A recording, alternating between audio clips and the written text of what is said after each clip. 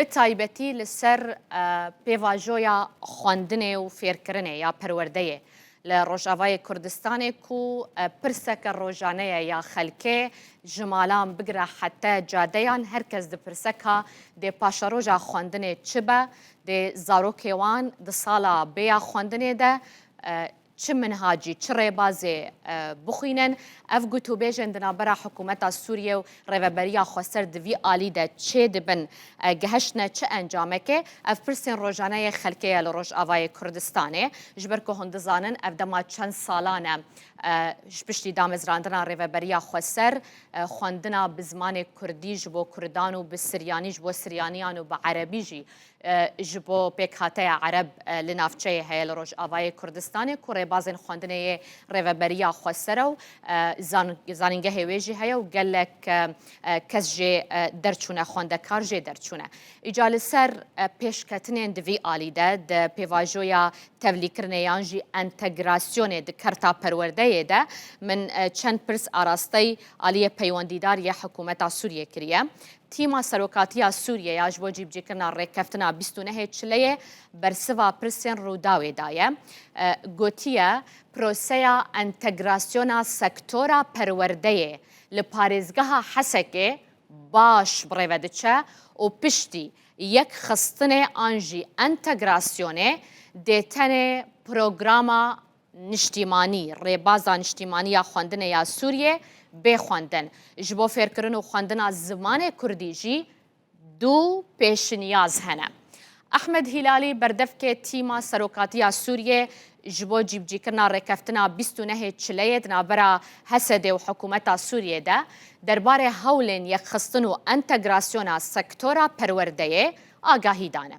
Dibêje ameje bo yekê dide wan bi Wezîrê Perwerdeyê Sûriye Diktor Mihemed Tirko re li ser leskirina amedekirina navendên ezmûnan yên polên 9 axivîne. Dibêje dê li Hesekê, Qamişlo, Şeddadê û Serêkaniyê navendên ezmûnan bêne vekirin û dibe ku navendên din jî bêne zêdekirin.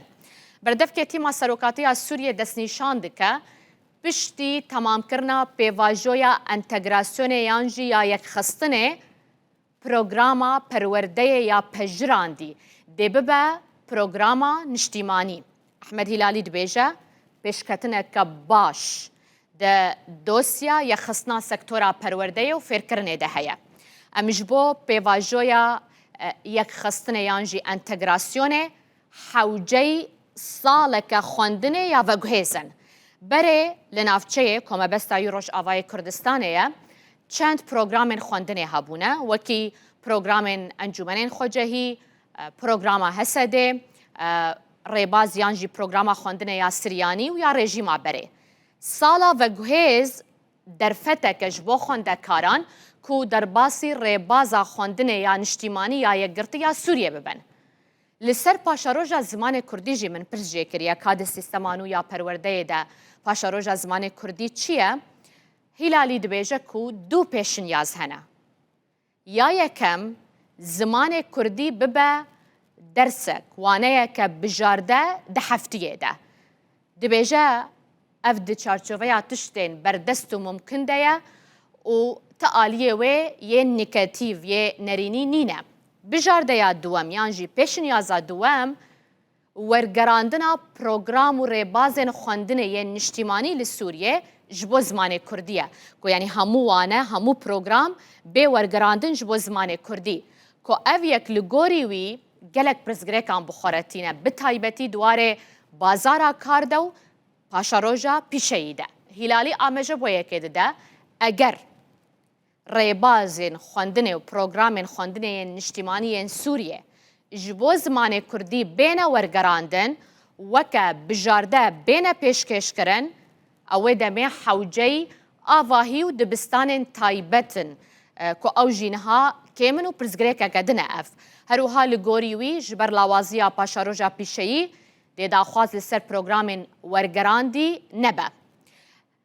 Tîma Serokatiya Sûriye dide zanîn ev pêşinyaz hemû yanî ev her du pêşinyaz ji bo emîndariya giştî ya Serokkomariya Sûriye hatine şandin ئەو نها خوێندنێ لەسەر دکن و پشتراوێ بەرسڤاوان بدن. دەربارە ڕەوشا مامۆستەیان ژیش بەرکو دپرسە ئەنتەگراسیۆنێدا ڕەوشا مامۆستەیەن ڕێڤەبەریە خۆسەر مژارەکەدنە کە ئەڤ مامۆستە دێ بێنە دامەزراندن دێ هەموو بێنە سەر ملاکێ وەزارەتا پەروەردەیە یا سووریێ دێ بێنە دامەزراندن وەکە مامۆستەیەن هەمیشەیی یانژی بگرێبەست ئەحمەد هیلالی دبێژە وەزارەتا پەروەردەیە سووریێ یاسایە کار و بارێن مامۆستەیان ئامادە کردیە li benda civîna perlemantoyê ne ji bo gotûbêjkirinê û piştre ji bo pejrandina wê.